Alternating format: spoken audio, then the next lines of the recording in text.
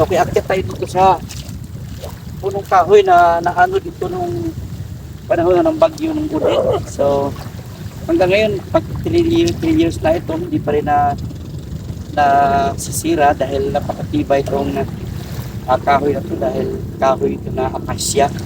So, naano dito nung panahon ng bagyo, no? So, pagkatay dito.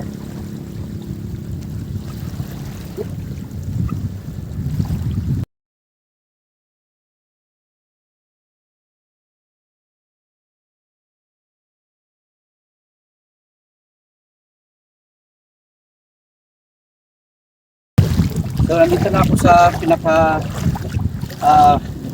dulo ng punong kahoy na natumba dito. So, naanod nga pala. So, ito na nga, napakaganda at napaka aliwalas dito dahil napaka sariwa ang hangin at tahimik. So, ito na nga. So, ito ang kagandahan ng punong kahoy na to dahil nasa gitna ng katubigan at napakalamig ang hangin dito.